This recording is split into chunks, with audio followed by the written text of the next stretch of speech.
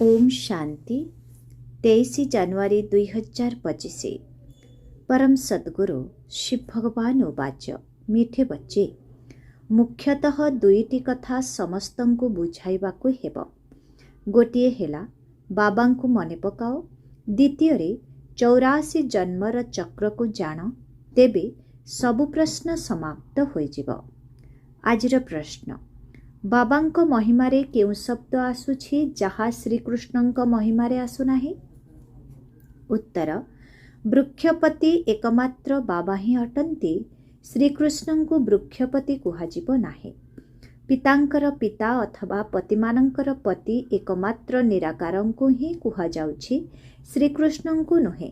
तेणु उभयंकर महिमा अलगा अलगा बोली स्पष्ट कर। द्वितीय प्रश्न, तुम संतान मानंकु प्रत्येक ग्रामरे केउ डेंगुरा पिटाइबाकु हेबो? उत्तर, सबु गाँरे डेंगुरा पिटाई दियजे।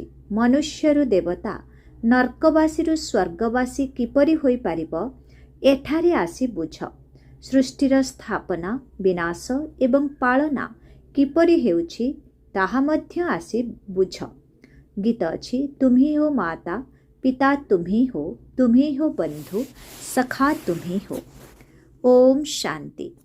यही गीतर शेषरे जेउ लाइन आसुछि, तुम्ही नैया, तुम्हें ही नौका, तुम्ही खिबैया, तुम्हें ही नाउरी, एहा भूल अटे।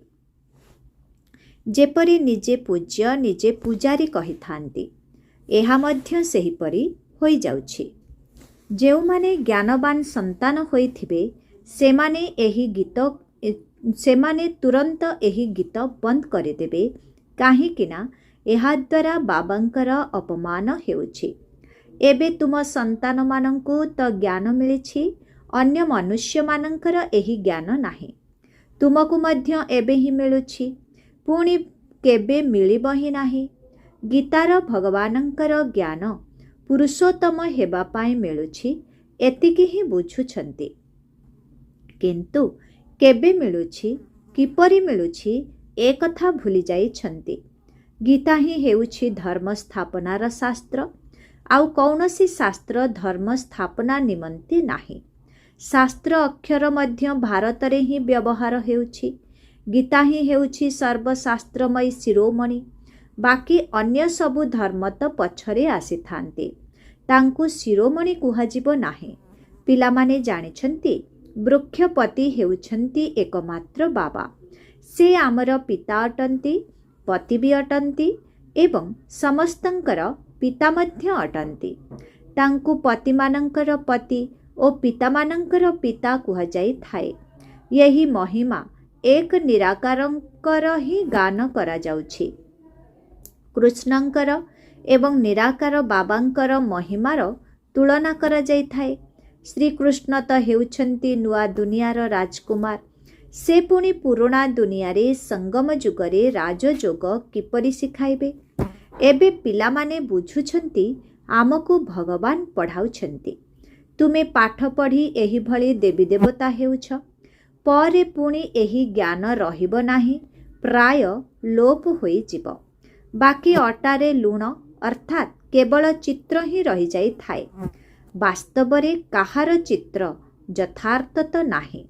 प्रथमे प्रथमे बाबांकर परिचय मिलिगले तेबे तुमे कहिब एहा तो भगवान बुझाउछंती।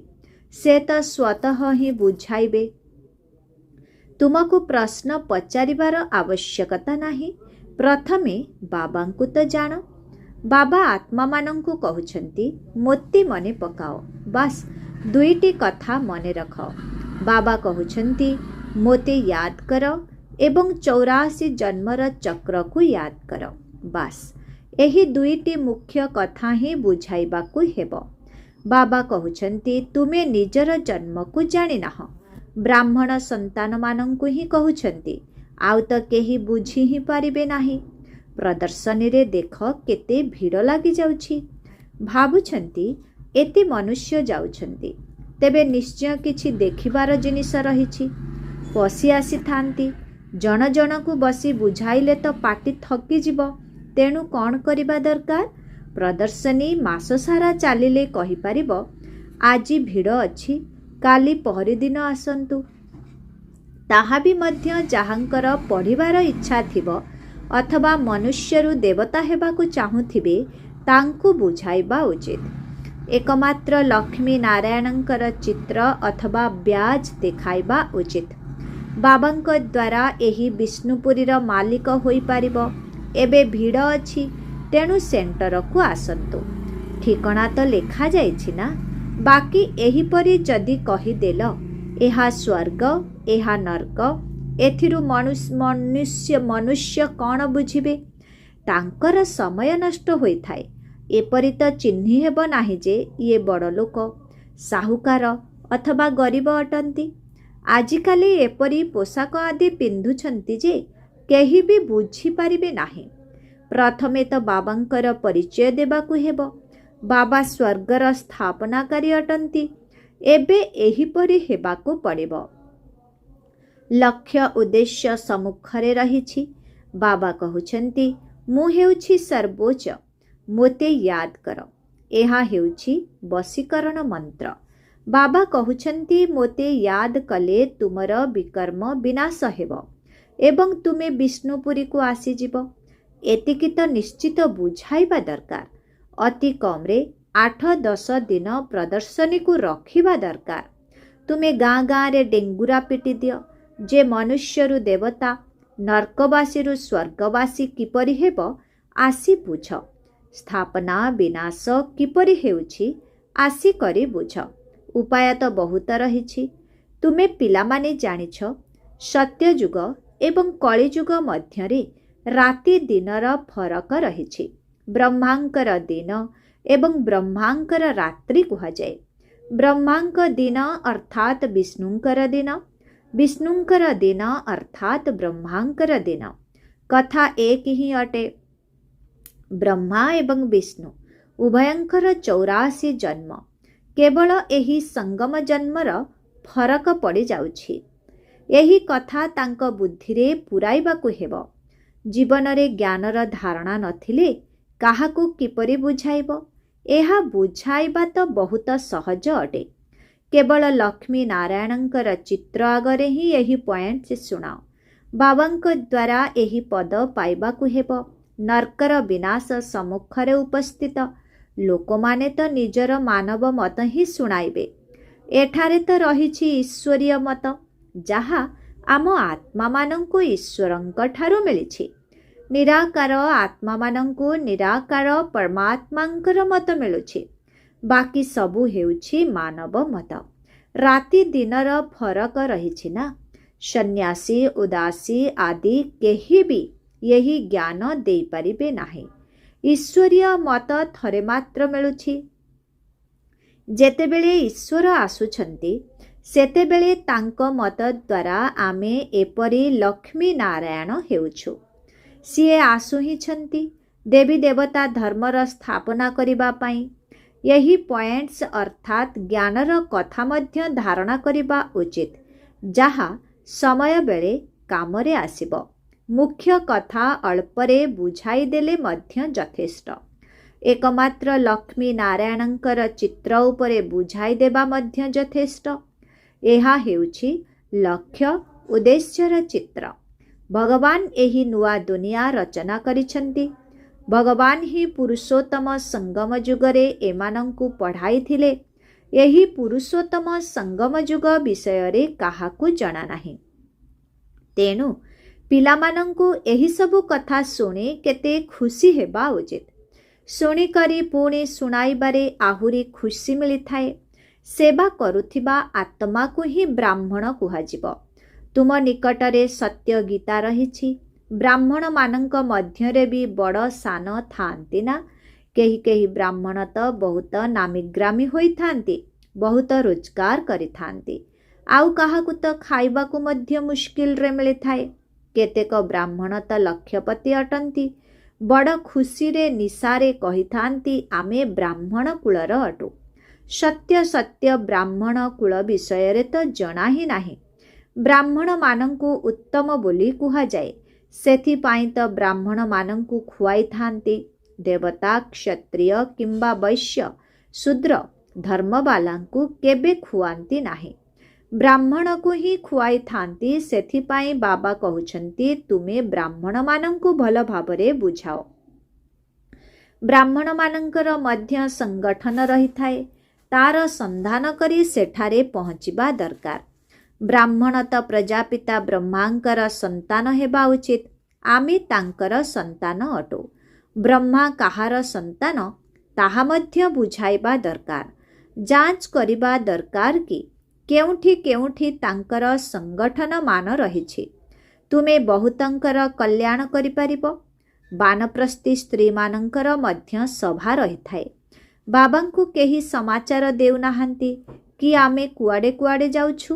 ସାରା ଜଙ୍ଗଲ ଭରି ହୋଇ ରହିଛି। ତୁମେ ଯେଉଁ ସ୍ଥାନକୁ ଯିବ ଶିକାର କରି ଆସିବ। ଅର୍ଥାତ୍ ସାରା ସଂସାର ପଡ଼ିଛି। ଯେଉଁଠାକୁ ବି ଯାଇ ସନ୍ଦେଶ ଦେଇପାରିବ। ପ୍ରଜା ତିଆରି କରିବା ସହ ରାଜା ମଧ୍ୟ ତିଆରି କରିପାରିବ। ଢେର ସେବା ରହିଛି।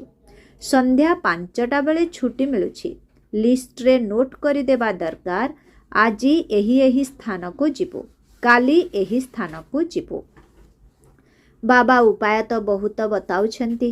ବାବା ପିଲାମାନଙ୍କ ସହିତ ହିଁ କଥା ହେଉଛନ୍ତି। ଏହି ନିଶ୍ଚୟ ପକ୍କା ହେବା ଦରକାର ଯେ ମୁଁ ହେଉଛି ଆତ୍ମା। ବାବା ବା ପରମାତ୍ମା ଆମକୁ ଶୁଣାଉଛନ୍ତି। ଧାରଣ ଆମକୁ କରିବାକୁ ହେବ। ଯେପରି ଶାସ୍ତ୍ର ଅଧ୍ୟୟନ କରି ସଂସ୍କାର ସାଥିରେ ନେଇ ଯାଇଥାନ୍ତି, ତେଣୁ ପରଜନ୍ମରେ ସେହି ସଂସ୍କାର ଦୃଶ୍ୟମାନ ହୋଇଥାଏ।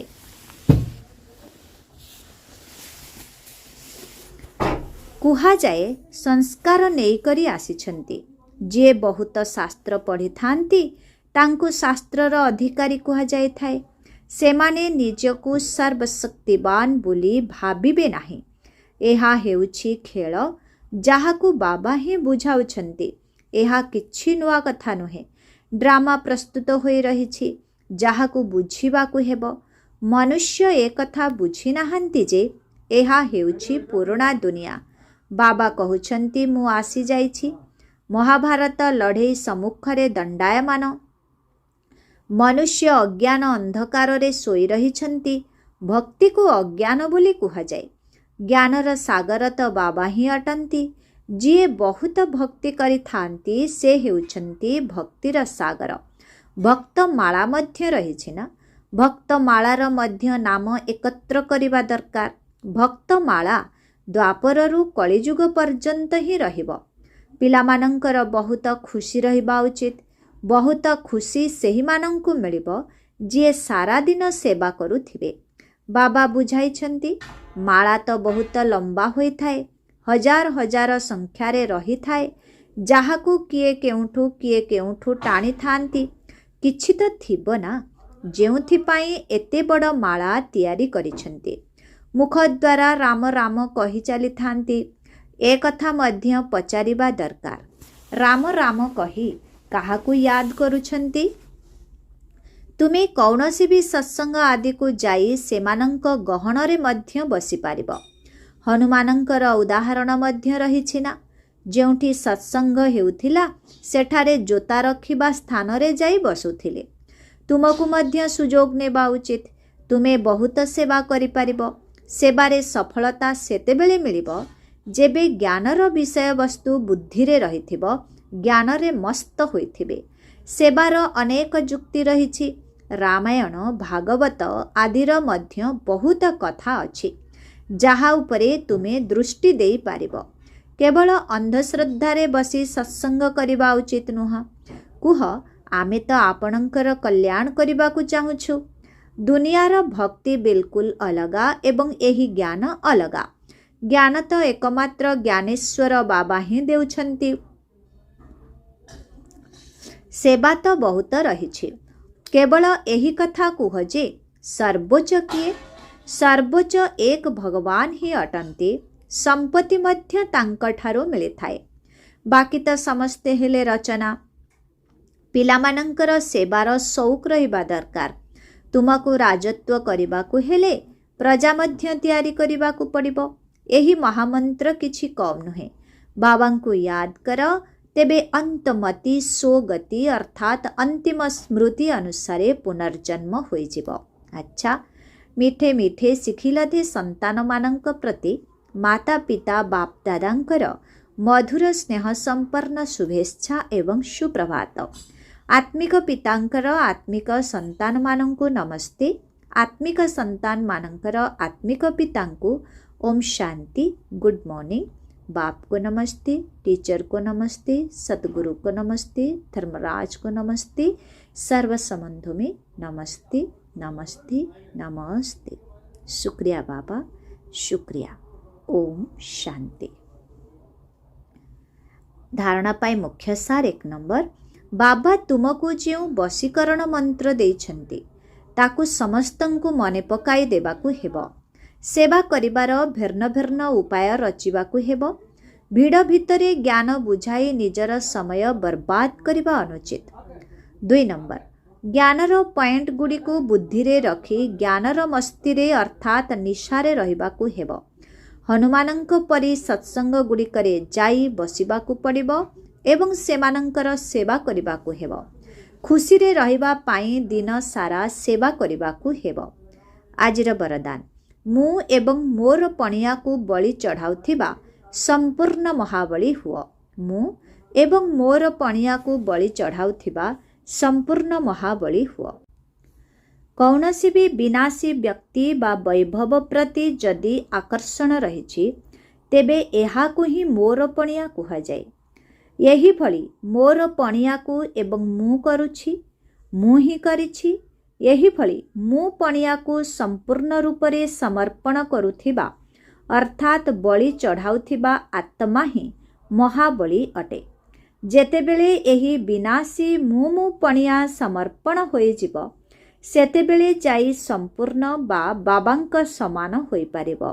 मु करुछि ना, बाबा कराउछन्ति, बाबा मते चलाउछन्ति। जे कोनोसी कथारे मु शब्द कहिबा परिवर्ते स्वाभाविक भावरे मुखरु बाबा शब्द ही बाहरु, मु शब्द नुहे। आजिर स्लोगन, संकल्प रे एभली दृढ़ता को धारण कर जहा द्वारा भाबिबा एवं करिबा समान होई जिवो। संकल्प रे एभली दृढ़ता को धारण कर जहा द्वारा भाबिबा एवं करिबा समान होई जिवो। आजिर अव्यक्त इशारा, निजर शक्तिशाली संकल्प द्वारा सूक्ष्म शक्ति प्रदान करिबार सेवा कर। 23 नंबर, समय अनुसारे मानसिक सेवा एवं बाणीर सेवा एबे एकाठी मिलित भावरे कर। तेबे बाणी द्वारा सेवा करिबा सहज अटे, किंतु मानसिक सेवा करिबा पई विशेष ध्यान देबाकू पड़िबो। सेथिपई सर्व आत्मांक प्रति मन भितरे शुभ भावना, शुभ कामनार संकल्प रहू। बाणी रे जदि मधुरता, संतुष्टता एवं सरलता रूपक नवीनता थिबो तेबे सहजरे सफलता मिलिबाकू लागिबो। ओम शांति।